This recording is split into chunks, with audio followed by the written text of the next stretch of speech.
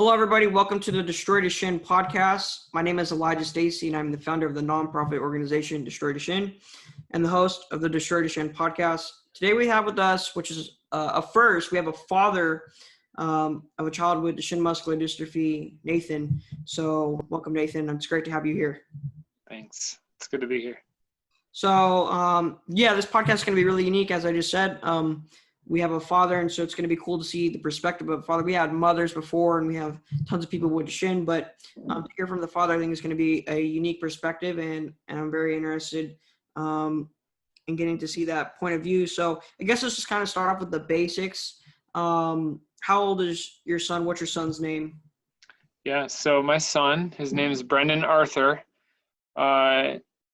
named after Brendan the Navigator, which of course we didn't realize he'd be powering around in a navigating his chair his whole life. But Saint Brendan the Navigator and King Arthur, the Bear of Britain, and he is 9 years old. 9 years old, yeah. 9 years old. Okay. Yep. And is there anything that you like to do with your son? You know, any like sports or like, I don't know, activities you like to do that, you know? Well, he has not been a sports guy. Mainly because my wife and I read a lot, and he also has, he was slowing down with his mobility before he really got into any of that. But we do love board games, and good, like, complicated character board games.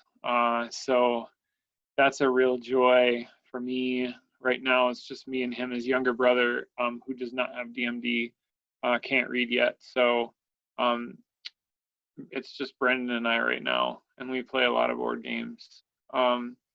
Also, he's really big into nature and reading, so he's, got a lot of facts that he likes to just throw out there. Yeah, those are probably the big things, is nature. We camp, which all of us love camping, and reading and board games. And you guys are from Oklahoma, right? Wisconsin. Oshkosh, Wisconsin. Yeah. That's all right. From Oklahoma, my bad. Big country out there. Yeah, Wisconsin. Okay, so you like to camp, so that's kind of why I brought that up. So where do you guys like to go, you know, camping and whatever?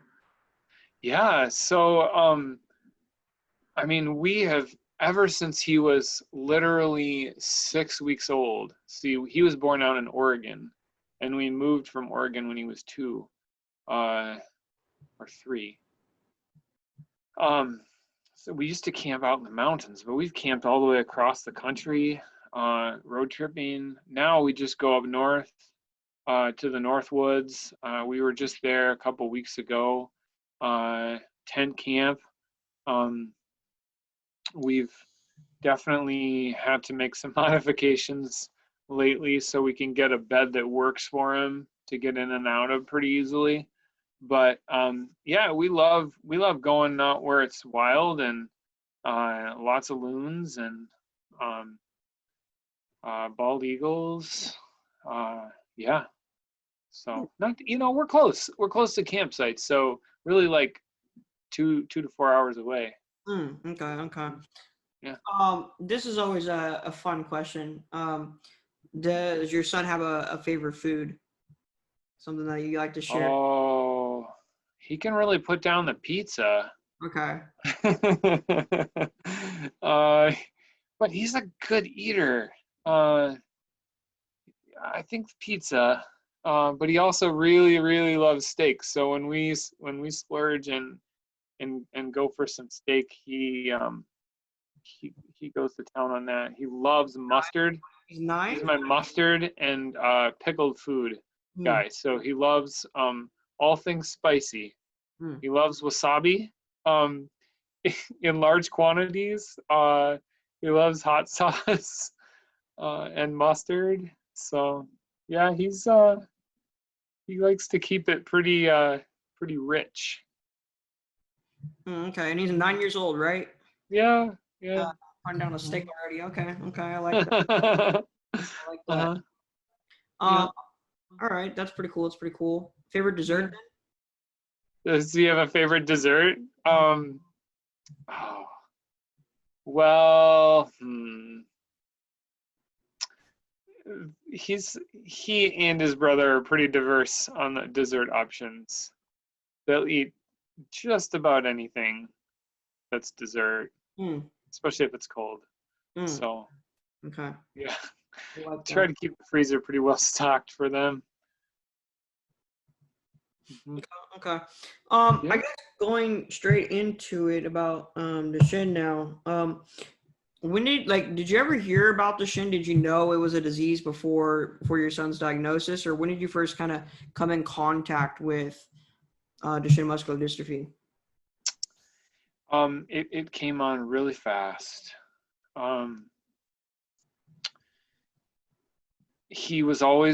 Brennan was always behind with his gross motor skills. So going up and down stairs, jumping, running, he was pretty limited in that regard, and we weren't quite sure what was going on. We thought maybe it was because we lived in a small house for the first couple of years without stairs, so he didn't get the practice. And so we had him working with a physical therapist when he was in 4K in preschool and then kindergarten. And he wasn't making a lot of improvement. So I was going to have a meeting with his physical therapist on Monday. And this was 3.5 years ago when he was 6, 5. Yeah, 5. And my wife and I were just sitting there watching TV one night after the boys went to bed, and she was on her iPad, and I just heard her. I just heard her say, "Oh no." She gets pretty emotional about things, so I wasn't quite like. I just thought, well, I'll just keep watching TV, and if it's really bad, she'll say something, and we'll see if it's significant. She's like, what if Brendan has Duchenne muscular dystrophy? And I'm like, what is that? She's like, he's got all the signs. And she showed me some videos, and I thought, it looks a lot like Brendan. Even the apparently muscular calves, which everyone had been talking about for years. And I said, okay. She was leaving for the weekend, so I said, okay, let's see what the physical therapist says. And I remember that weekend I was by myself with the boys. She left, but she was thinking about it. I was home with the boys. I was thinking about it, and I called my dad, and I said, I don't know what I would do if Brendan has this. I don't know what I'll do. I don't know what I would do. So we met with the physical therapist. She said, you might want to meet with your pediatrician. So a week went by. We met with we brought Brendan in for a blood test on Friday. In the meantime, we're learning about Duchenne. Just thinking, I sort of put off my anxiety until I have the information. Kat, she gets very, very upset about these things. So we did the blood test, and hopefully it's okay that I'm going into a little bit more detail about this. Of course. Is it okay? All right. So, of course, the pediatrician is nervous about it. He doesn't like giving bad news, right? So we get the CK test, where they test for the enzyme in the blood. Yep. It's Friday evening. And he's like, well, we'll take the test and I'll give you a call when we get the info. We waited till like 6 o'clock at night, just like waiting. He calls me. He's like, I'm sorry, like we're having to dilute his blood sample. We're getting there. So he calls me back at like 6. He stayed until it came in. He's like, we had to dilute his blood sample because his K levels were so high in his blood. Like thousands and thousands of levels higher. And he's like, I'm sorry, I think he has this. I'm so sorry. And then we were just destroyed. Like, what do? You know, we put him to bed and we called my parents, and all I could do was just cry. Like, because neither of us knew. Neither of us knew. And my parents had just flown in from being out of the country. They were at the airport, and they said, okay, we'll come over tomorrow. So they came over for the weekend, and we were just like numb. Like, I barely even remember the weekend. So then early the next week, we went to the neurologist at Children's Hospital. And he's like, yeah, I think we have this. And then I think he's like, yeah, I'm pretty sure this is what it is. It's Duchenne. And that was it. That was it. Like, in a matter of 2 weeks, everything that we imagined for our life was, other than board games, for me and my sons, everything was destroyed or dissipated. It was like that bubble that I had of all these things that we do as a family was just popped. So yeah, we've been figuring it out ever since. What type of things that you think, like, you know, like, so you're talking about, you kind of envision doing some things. What like specifically, you know, like what kind of things? I mean, it's obvious that Duchenne dramatically changes your life and your future and what you can do. And so, what kind of things did you know what I mean? Like, were you planning on doing, and then it kind of ruined those plans? What were those plans?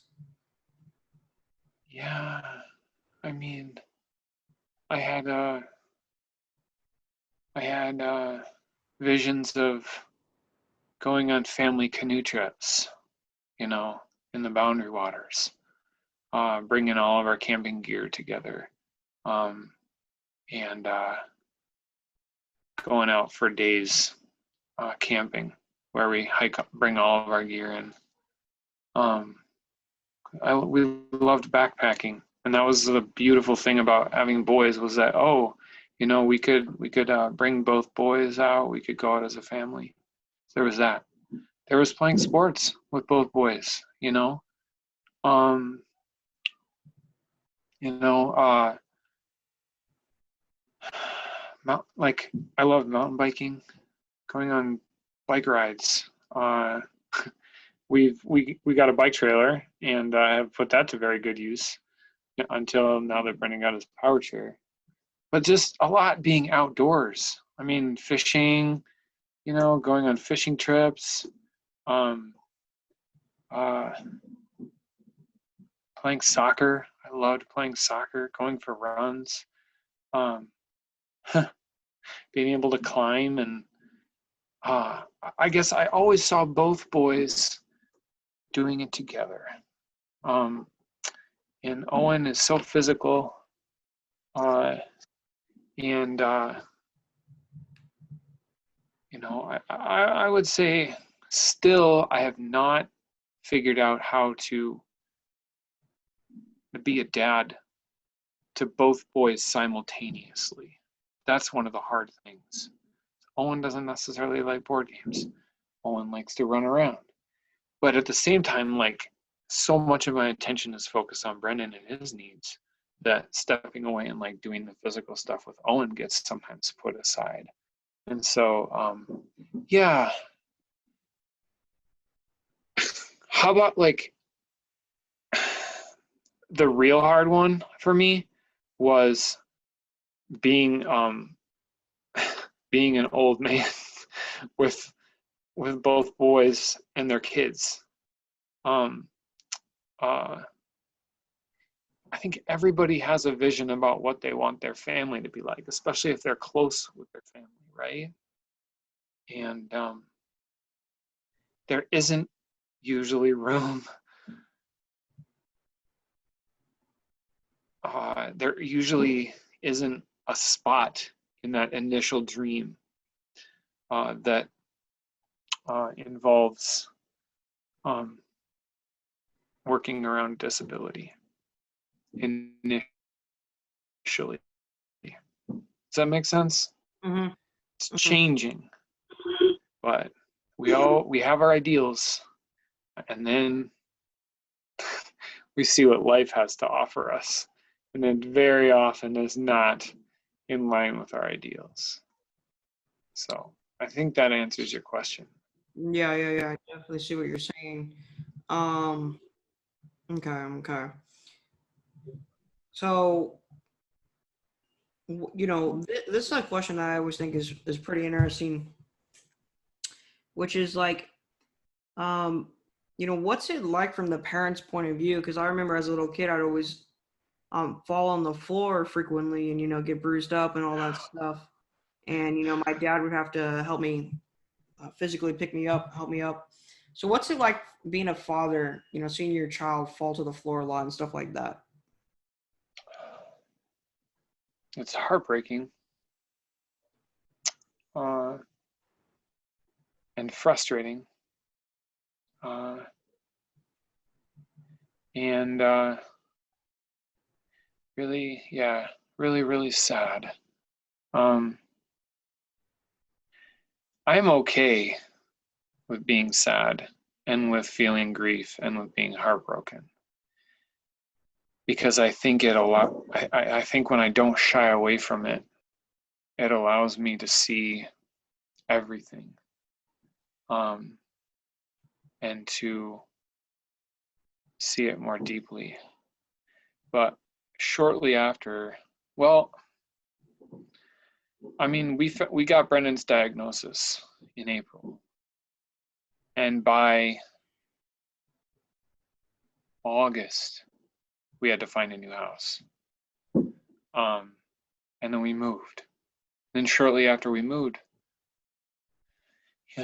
when basically we're not even functioning, Brendan was in his room by himself. He fell, he hit the bed frame and fractured his arm.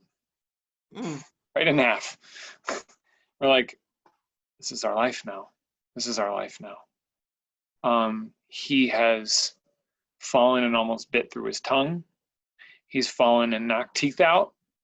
He's fallen before we had his diagnosis. He had so many black and blue eggs, Easter eggs on his forehead. He really gets walked on a lot by his brother because Owen is so physical, and Owen doesn't really have boundaries with physical space. Owen's 6. Owen's pretty rough, so Brendan gets pushed over. We've had good support at school, which is nice.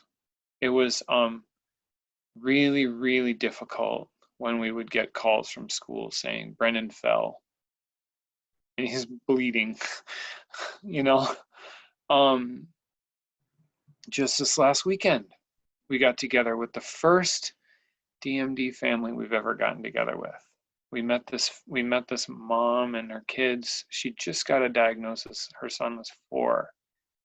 So we had him over. We were going to the park. Brendan just has his wheelchair.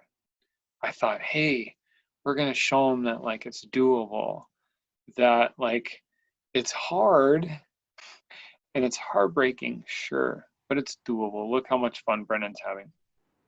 Well, Brendan ran his loaner power chair at full speed into the metal slide on the playground and pinned his leg against the slide.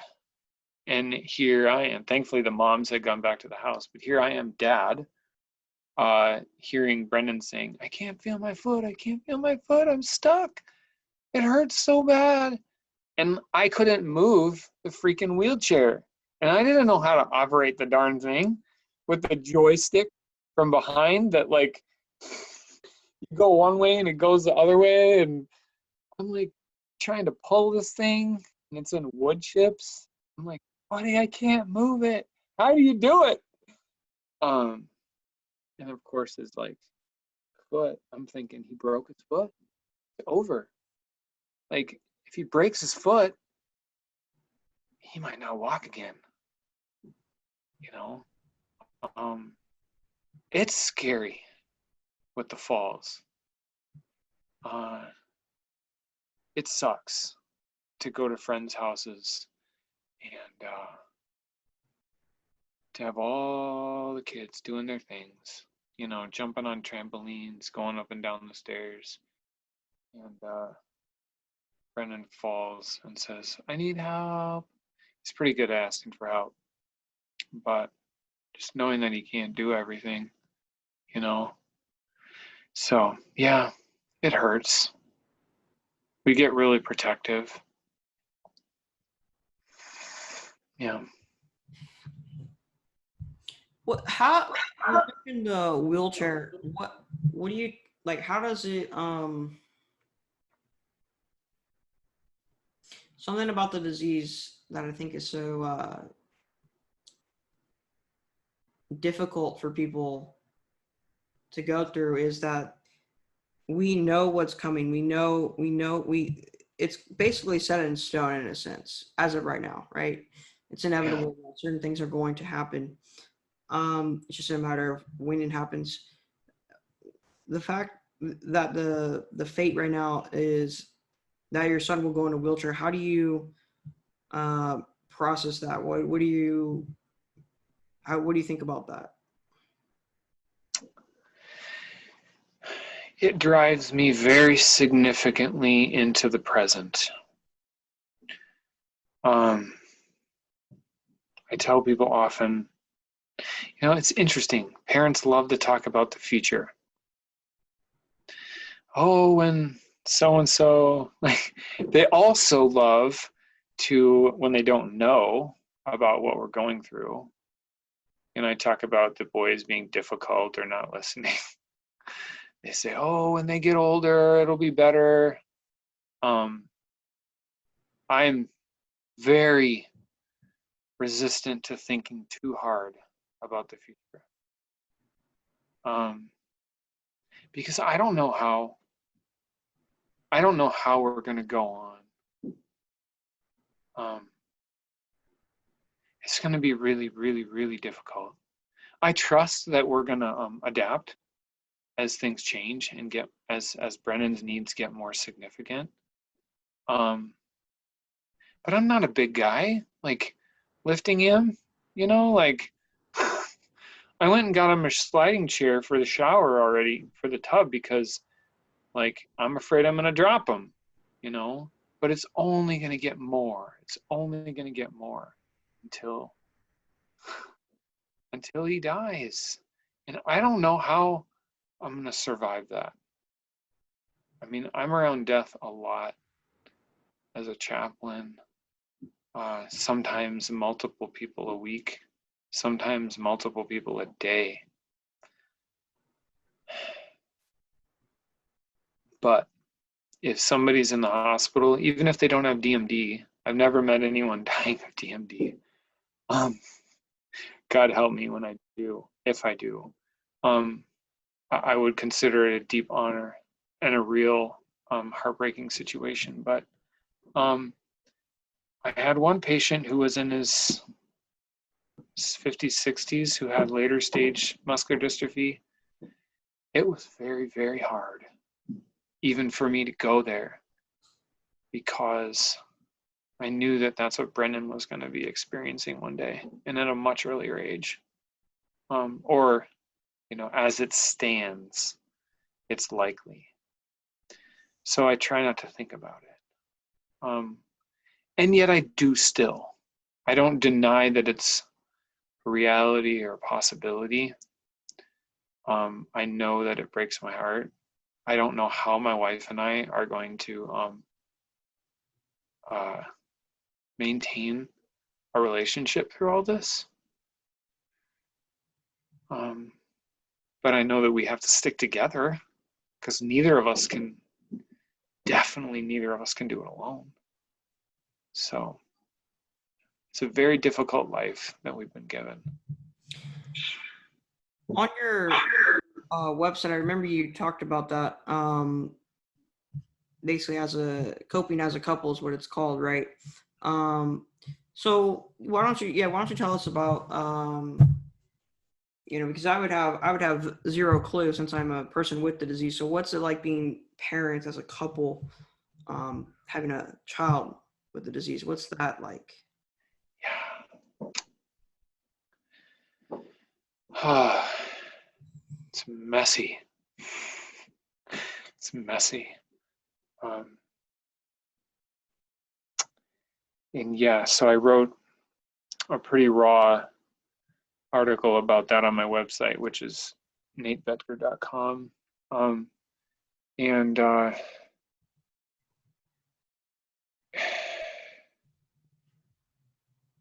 and I process things very differently.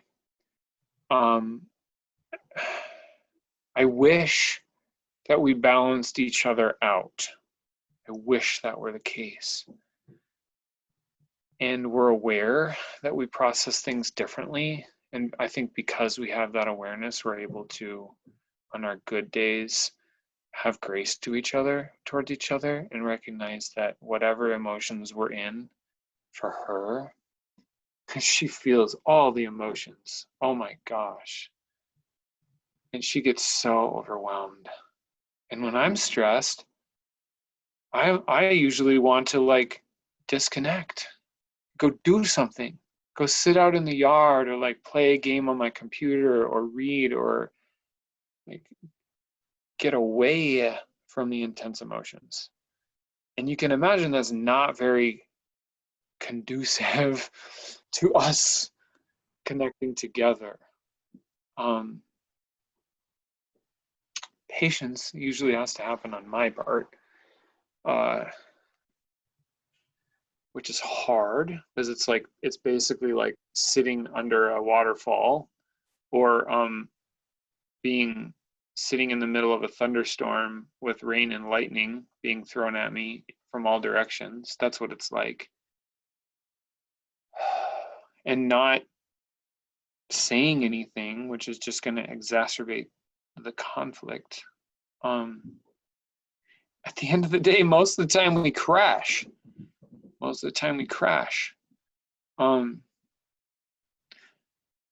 But when I'm feeling the emotions, which is sometimes at home and oftentimes when I get out of the house, Kat's pretty sensitive. And that's helpful. Some people do things with their stress. They work on stuff, they get space, they think about it. Oftentimes that's me. And some people feel it and they have all the emotions and they have to talk it through. And that's usually the normal way of grief that we think about. But grief hits us on all ends of the spectrum. So does that answer your question, or do you have any follow-ups to that? I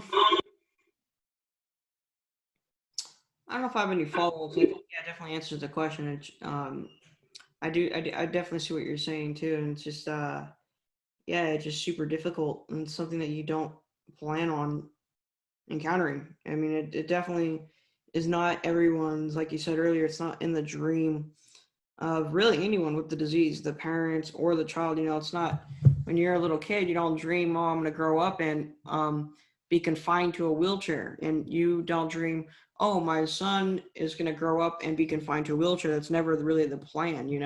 It's always like, I grow up to be a great athlete, or you go explore the world, or start a family, or do something cool. That's the patient point of view. And then like the parent, I plan on, I dream of my kids growing up and starting their own family and being a grandpa and all that stuff, right? Like that's the normal vision that people have. And like Duchenne doesn't allow that. It robs you of that dream. I would say this, because I'm sure that there are many parents that are tuning into your podcast.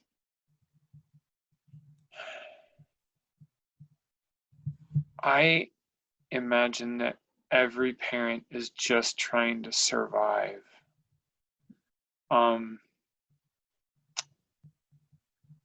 We all have our ways of processing this.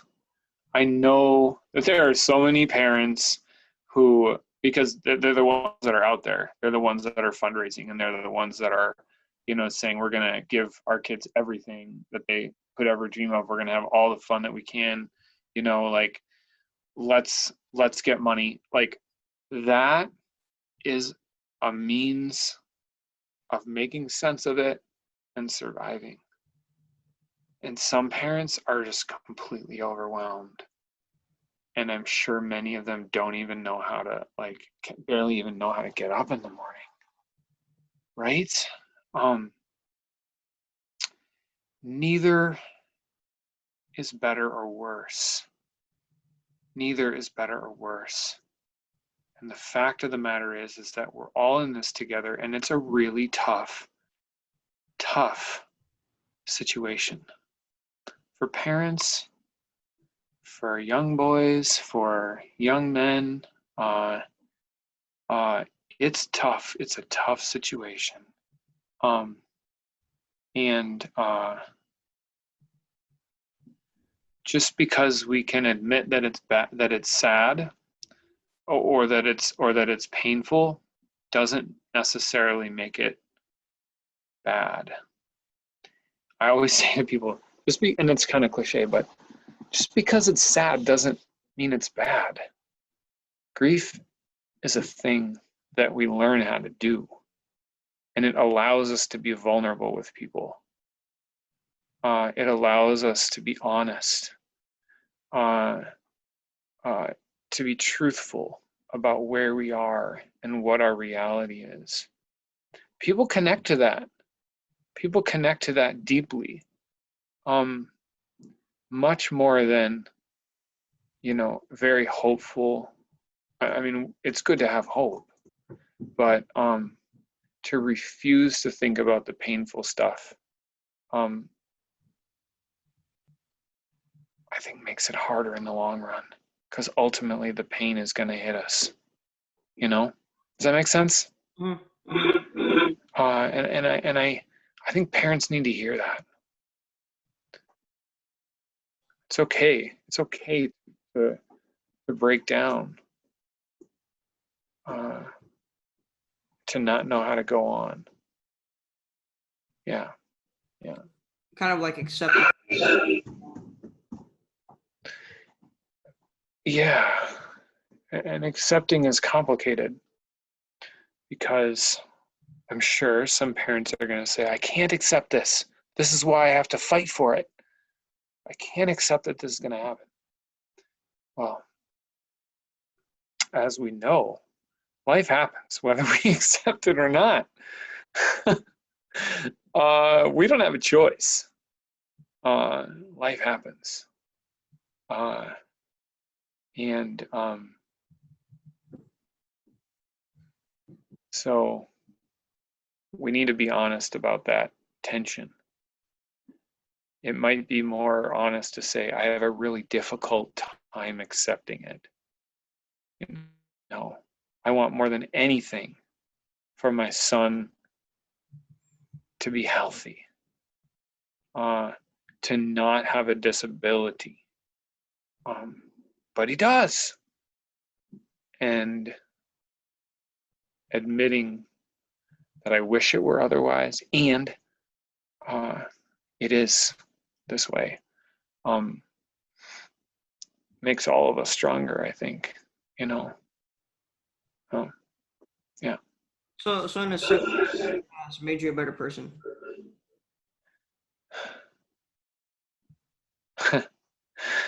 I want to say I could have been a great person without this.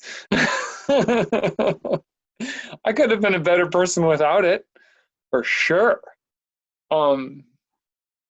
What it has done to me is made me a much more sensitive person, a much more caring person, a much more realistic and authentic person. The first 3 months that we knew about Brendan's DMD, before we let everyone know, we were in a complete fog. I don't even know how I went to work every day. I don't even remember it. And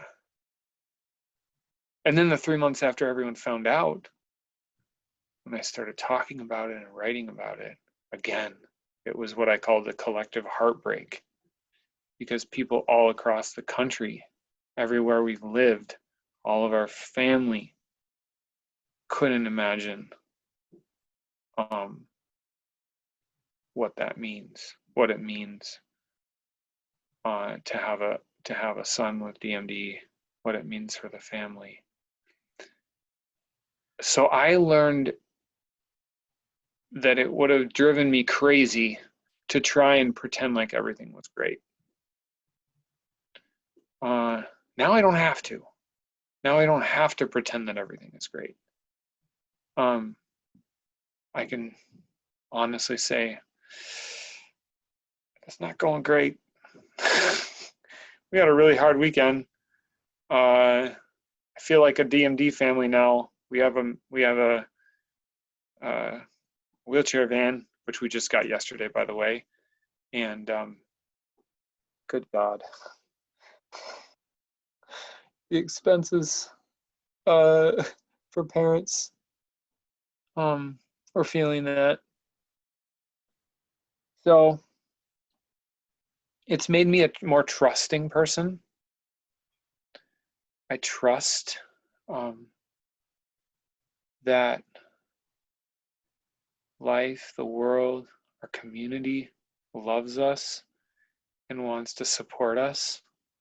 There have been many times where we just didn't know, like, how we were gonna, like, we couldn't even make dinner, and our church family brought food for like 2 months, maybe a little bit more, like almost every night of the week. The people that have reached out on Facebook, the amount of tears that people have shed on our behalf, makes me feel like I'm not alone. And none of us really are. Well, I should qualify that, because oftentimes we are, and we really do feel alone in this. And that's why I try and be available, and compassionate, so that people who feel alone maybe don't feel so alone, So yeah, that's how I that's how I would say that it's changed me. How is like Destroy Duchenne, how does that make you feel? How does Destroy Duchenne make me feel?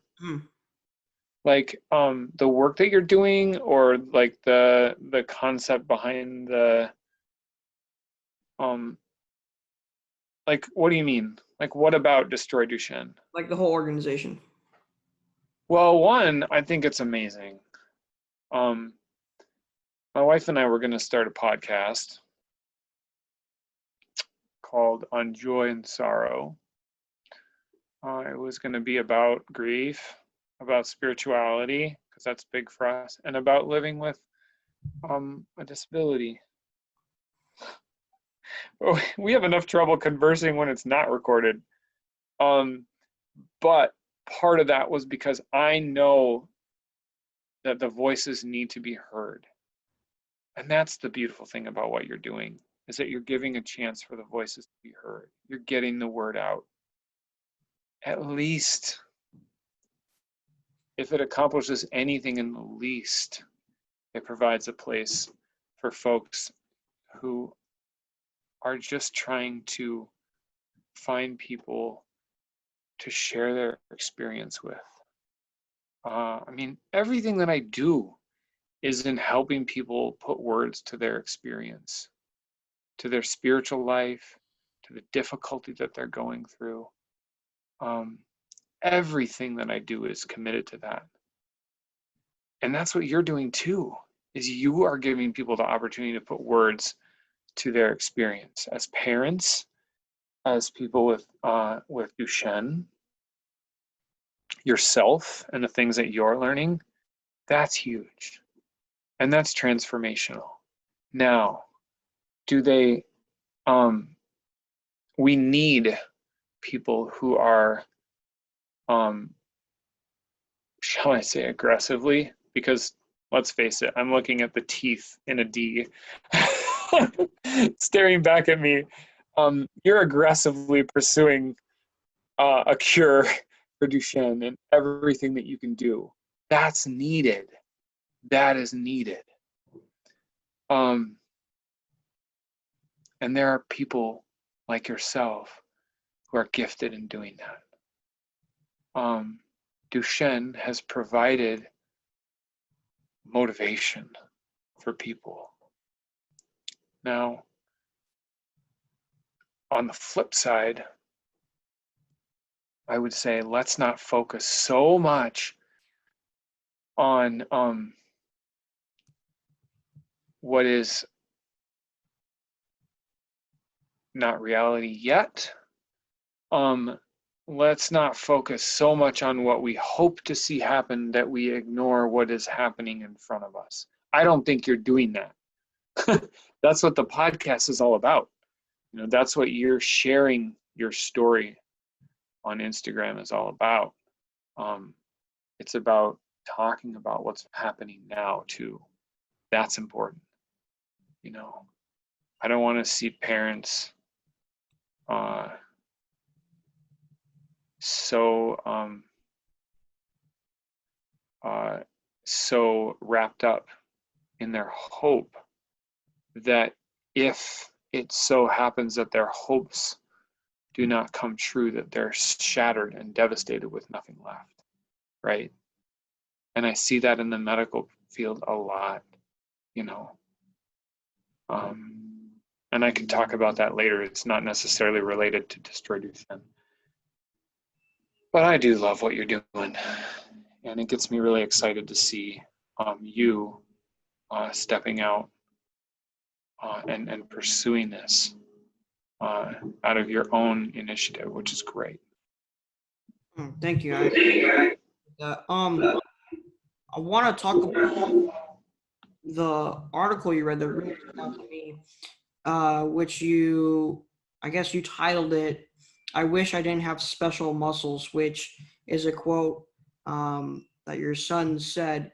And I mean, I could read the whole thing, but I'll just let you explain it. I think it was I don't know, when I read it, I thought, wow, this is something that needs to be shared with the whole community. This is something that needs to be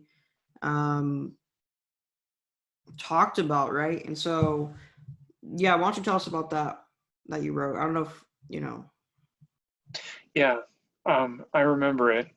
I looked at it the other day, and I'm amazed that it was 2 years ago, and that's the last thing that I wrote on my website about Duchenne. I guess I posted more on Instagram and Facebook about it. And there have been more experiences as well. So when we first told Brendan, he was 5. We said, you know, Brendan, you know how you fall a lot? Now it's harder for you to get up and down the stairs. It's because you have special muscles, buddy. Your muscles don't work the same as everybody else. That was such a good way of starting that conversation, you know. And slowly, we've talked more and more about it. Brendan doesn't know the full extent of what Duchenne means for him. And this is how I first got a hold of you, because I wondered when, how, and what was it like when you finally found that out? Because every time that Brendan has these realizations, it breaks my heart. So we were, I don't know, pulling him around the farmer's market.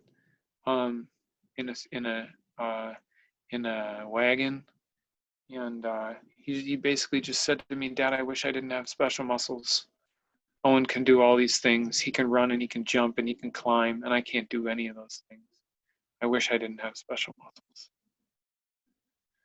For me, there's always the need to hear him and affirm what he's feeling first. And I said, "Yeah, but I wish you didn't have special muscles either." It's true, there's a lot of things you can't do.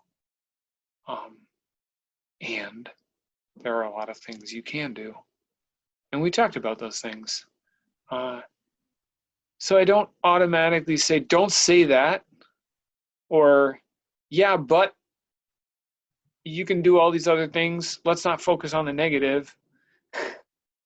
Because that's oftentimes like what they do at the doctor's office. People who are trying to offer support say, "Yeah, but he can do all these other things." It's like, I don't think you heard me. I don't think you heard Brendan. He just realized he can't do everything that everybody else can, and he wishes it were otherwise. I'm gonna let him feel that. We were watching oh God, this one broke my heart. Every Friday we do a family movie night. We were watching this movie about Santa and how Santa, like, this other Santa took over, and basically if kids like weren't good, like if they didn't if they peed in their bed, if they didn't brush their teeth, they didn't get presents, and it cut down on the amount of work that they had to do at the North Pole, et cetera, et cetera. Well, Brendan like started crying. I mean, this was just like last winter. I mean, he is 8.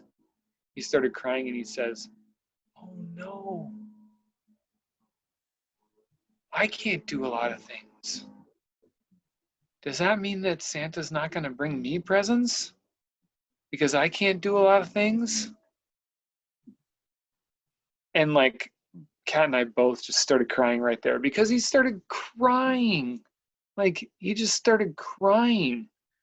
And like, "No, bud, it's not the way Santa is. Like, you are going to get presents. It's okay. It's okay. But there are other things too. Brendan has high hopes for his future. He wants to be an archaeologist. He wants to be a scientist. There's no reason why he can't pursue those things. But it's the moments when I have to say, yeah, I wish it wasn't that way either. I wish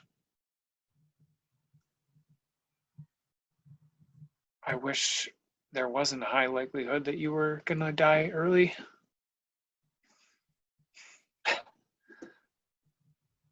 I'd give both of my legs and both of my arms for that. I'd rather be in a wheelchair if you could live, till you were old. Right now, it doesn't look like that's the case. We don't know. Of course, Grandpa says, "Oh, but there's advancements in medicine happening all the time." The doctors say, "Oh, but there's advancements in medicine happening all the time." Okay, tell us about the case studies that Brendan is eligible for, since he's only 1 in 4 in the whole database with his certain genetic abnormality, or he's not fully mobile, or he's too old. Tell us about that, while at the same time try to emphasize all the advancements that are happening. You have to do both. Let's be realistic. So when it comes time for Brendan to learn the fullness, like you did when you were 15, we're just we got to be there with him. Walk through it with him. Let it frame the way that we see life. as we go. So, yeah, it's where we are now.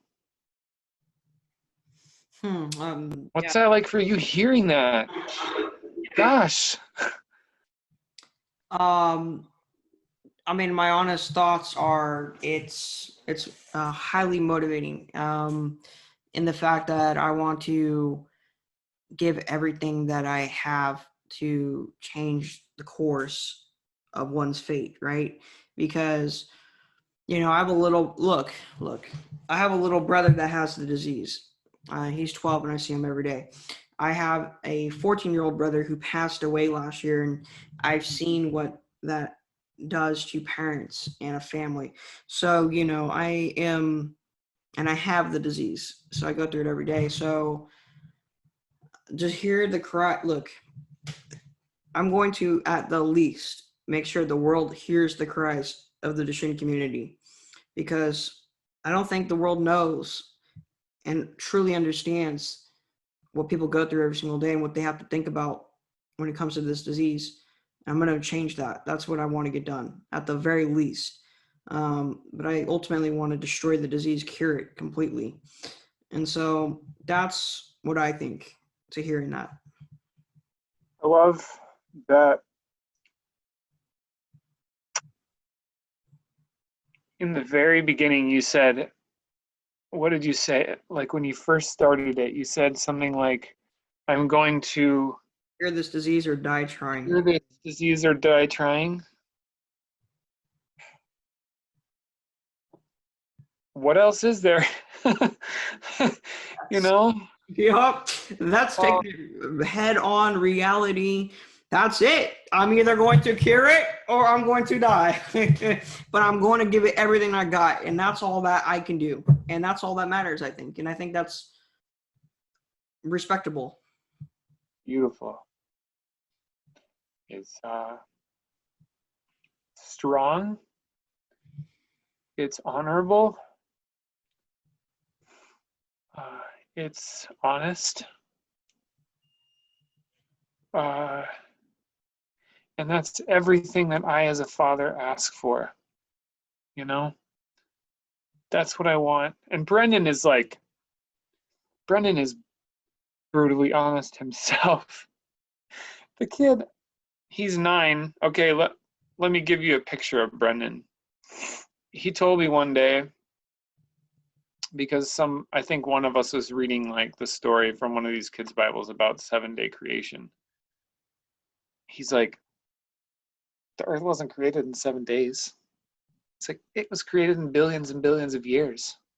It evolved from tiny organisms. I'm like, he's like, God doesn't exist. I'm like, whoa, you're like 7. What do you mean? He's like, God didn't create the earth in 7 days. I'm like, where do you think the organisms came from, dude? He's like, other organisms. I'm like, okay, bud. And I'm the kind of guy, I'm gonna let him think for himself. At least he's thinking. He goes, I said, well, what do you believe in? He's like, nature. I'm like, well, that's fine. Like, well, like, do you believe in, like, he loves Star Wars. Do you believe in the Force? I mean, that's like in all things. Yeah, I totally believe in the Force. Like, well, that's fine with me. I do too, He's like, but I don't believe in God, just the Force and nature and Santa Claus and the Easter Bunny. I'm like, cool, dude. Like, let's start there. And then like he comes up with all these big questions. I got home one day and there were like 5 questions on the board, on the dry erase board. One was, at the top it said Brendan's questions of the day. He came up on his own. The first was, where did the universe come from? This is like an 8-year-old. The second was, why do I feel like I'm being watched? And then there was a couple about like dinosaurs or something like that. But I encourage Brendan to be brutally honest too. just like you. And I desire for him to feel the same kind of motivation that you do. To,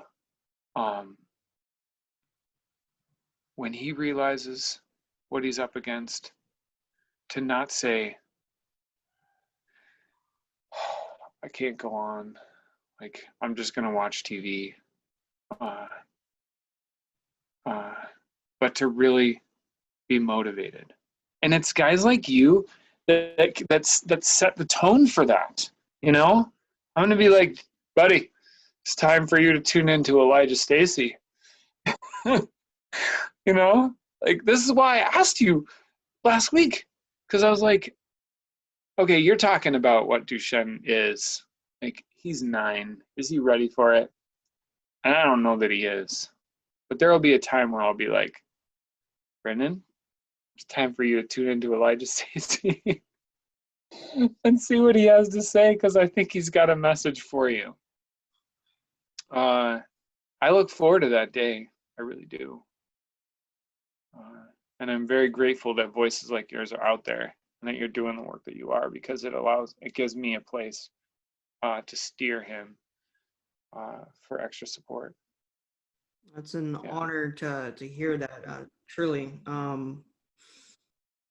Yeah, your son sounds really smart. He sounds like an intellectual. That's kind of how I was when I was a little kid. When I was 8, I started, does God exist? Is there evidence and reasoning and asking the big questions, and just a really curious person about the world and all that stuff. So yeah, no, that's really cool. Maybe you'll get to interview him one day. Yeah, that'd be awesome. Or, perhaps doing an interview when he's a little kid, and, we just talk about, just normal stuff. And then a few years later, do another interview when, that'd be kind of cool too. I do that with my little brother. He's 12. And so, to replay that for him when he's 16 or whatever, that's a dramatic change from that time. Yeah, I think we covered it all. I think I want to ask you if there's anything that you want to bring up and ask me or talk about now, kind of let you ask the questions. If you have anything you want to bring up, give you an opportunity to do that.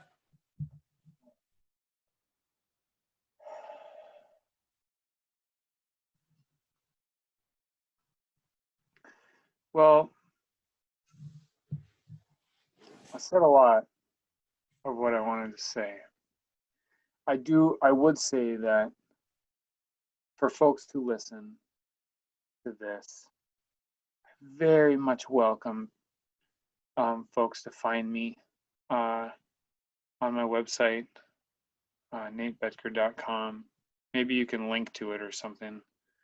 You can link to my Instagram, which at this point is, you can either find me with Nathan Betker or Wendell and the Wild, which is, Wendell's my dog, and I do a lot of reflecting because Wendell's like sometimes my salvation. So I just invite people to be in conversation with me, because I want to be in conversation with folks. My life is to support people as they walk through these kinds of things and they reflect on what it means for them. That's my work, whether it's in the hospital or whether it's my personal practice. It's to walk through the ups and downs and support people spiritually, however they come to terms with that. It's what I've been doing for like the last 20 years.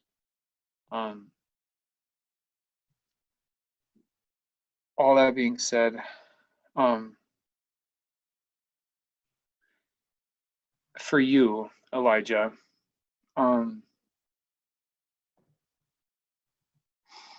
what does this do?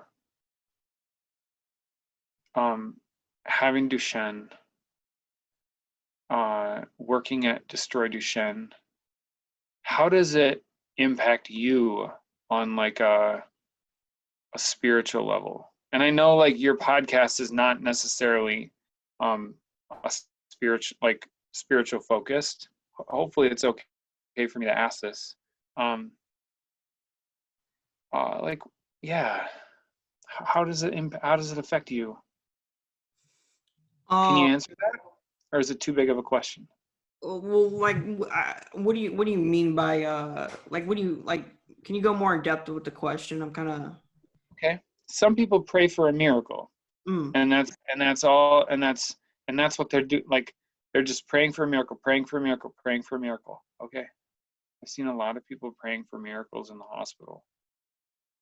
Some have got them, and some haven't. And I've seen a lot of people get what we might call miracles that haven't been asking for them. I honestly don't pray for miracles.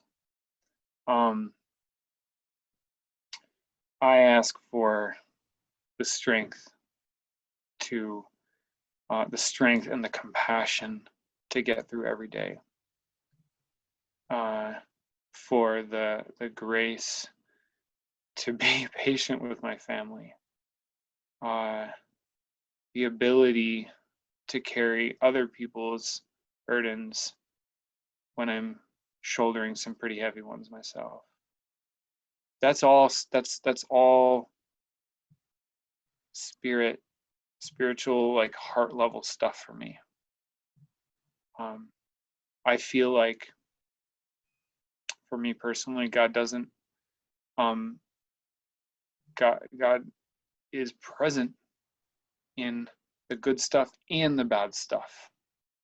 God doesn't take away all suffering because of us doing good things, but that suffering is a part of life, and it's a part of what we're given, to make us deeper and wider people. And so my question for you, that would be how I answer that question. My question for you is, what does this do to you? What kind of person does this make you? in terms of the disease or the organization? The disease. I think that the disease, I was thinking quite a lot about it actually earlier today. It's I could go on for a long time about what this disease has made me, but it has given me the opportunity, in a sense, the characteristics needed to help people overcome their suffering. You could talk about, I have lots and lots of friends, but I still, because of the disease, know what it's like to be lonely. And so I can help people that suffer from loneliness. I don't really battle anxiety, and I really don't fear this too much, but I can help people with anxiety because there's certain things that I have to worry about, such as, perhaps dying, right? I can help people when it comes to death. I personally do not fear death in the slightest bit now. I think that's because I've been thinking and facing it since I was 15, and I have a lot of other reasons for why I don't fear death too, which I'll talk about later. It definitely has made me more determined and fired up and stronger and very strong-minded. I don't really get offended by stuff very easily because, I've ever since basically 5, being watched, being judged, being stared at for walking on my toes to falling on the floor, being that center of attention. I hated it. I didn't want the extra attention. Never wanted that. I don't want people to feel sorry for me. I still don't want people to feel sorry for me. I don't want that at all. Then being 11, being in a wheelchair, having to take steroids, and you gain weight because of that. Going into the wheelchair, big bulky wheelchair, people looking at you because of that. That's even more judgment. So I can relate to that. But now I don't even care about judgment at all. It doesn't even stop me. And so it really just seems like this disease has built me into what I need to be today so that I can destroy this disease, so I can cure it. Because, public speaking is not something I fear now, and that has to be because I don't care about judgment. like I used to, right? And so it's like, you build all these things together, and it has made me just a more empathetic person too, trying to always look and put myself in other people's shoes. And I don't know if I'm giving you a straight answer, but it's really, it's a lot. It's a lot. It has built me into, I would say it's made me a better person for sure. If you read the Bible, right, in Romans, I think it's Romans 5:3, Paul talks about how basically people, well, he talks about how suffering leads to perseverance, and how it builds better character, and better character leads to hope and whatever. And so I really like that. And I just want to say, as an organization, I'm not endorsing any particular religion. I'm just sharing my personal views. So I want to separate the two. But it's kind of the combination of all that. So good. Yeah. And it's a remarkable place to be at 18. Are you 18? I just turned 19 August 22nd, so a few days ago. Dude, happy birthday. That's awesome. But that's an incredible place to be. And I sense it in you, a compassion for people that are hurting, a perseverance, and a self-assuredness that can be impacted by our beliefs and by our spiritual life, and of course our beliefs and our spiritual life are impacted by that. That's something we bring with us. Doesn't mean that's what the organization is about, It's like me. I mean, like, I'm a chaplain, but and people are always like, so, like, what kind of chaplain are you? I'm like, I know what they're asking me. Are you Catholic or are you Lutheran? And I say, sometimes I think I'm a pretty good one.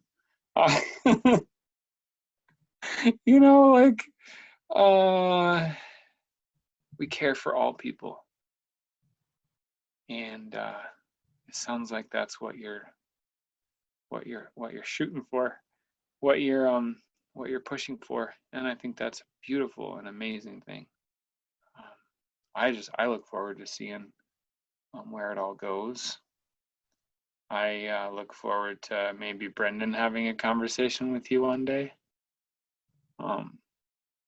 But yeah, definitely will be recommending your podcast and everything that you're doing to as many people as I can. I appreciate that. And I think it will help everybody, hearing your story, hearing all the other stories of the people affected by the disease. I think that helps. I think, something else I've done, or not done, but discovered, noticed, solidified my belief, actually, because I kind of believed this beforehand. But since I've been doing these podcasts a lot lately, the Duchenne community is super philosophical. I mean, we have a lot of things to offer everybody, whether they have Duchenne or not. The advice, the experiences that has led to people's beliefs and attitudes towards things is just remarkable, to say the least. And I think whether everybody suffers in some way, right? Whether they're super rich, super famous, whatever, they all suffer in some type of way. And I think that people need to listen to the Duchenne community because of the amazing outlook we have on life, the amazing, and here's the thing, we're very, very, very credible. I mean, if you're a parent, you have seen the hardship that it causes. If you're a person with the disease, you live the hardship every single day, we're very credible people is what I'm saying when it comes to suffering and hardship. Yeah. And that's why I say, like, let's not try and escape suffering. That's not the goal. Let's not pretend that it doesn't exist, because suffering is what makes us deep and wide people. Suffering is what can motivate us to increase compassion and love in the world and healing. It has to, There's whole religions and spiritual traditions that are centered around contemplating suffering, and our response to suffering, meditating on our own death, contemplating our own death. Definitely wasn't what I was thinking about at 15, Yeah. But to have that, I mean, I do now. I don't have the luxury as a chaplain to live like suffering doesn't exist, or that I could die any day. I could die before Brendan. Could happen. But to be honest about that, and to not dwell on it, but admit the reality of it, because it really could happen to any of us. Some of us more likely than others. It shapes us, and I hear what you're saying. It does make for credibility. It does. That's something that this is like in the moment me realizing I never really thought about that as applied to Brendan. I get worried about his ability to cope with this now.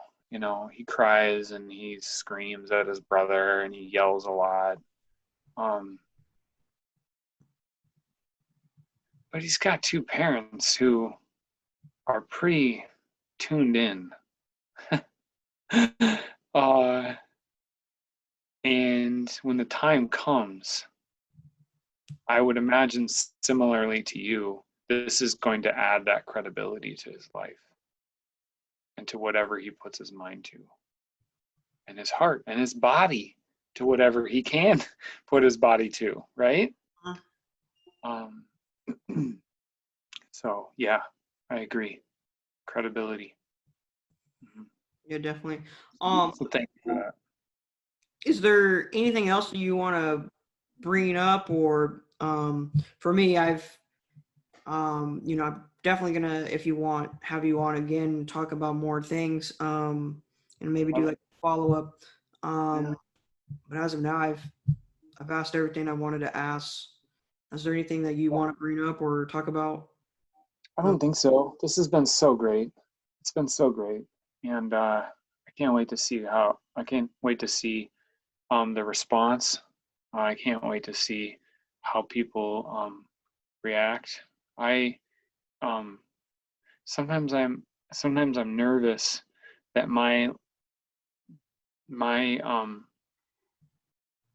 very deliberate desire to face reality will make people uncomfortable or even make them angry, and sometimes it does in the hospital, and I'm okay with that. But I can't wait to see how people respond. Can't wait to see what you're able to do with this. And again, I can't wait to talk again. Maybe Brendan and I can get on with you sometime and have a father and son combo with you. That would be kind of cool. That'd be super cool. We should do that. We should definitely do that. I'm more than down to do that. We should totally do that. Give you a chance to have some more interviews. We get back in touch or stay in touch whenever you feel like, okay, I think it's time. Or when I feel like Brendan's at a point, he's at a point now, but I think that some more depth to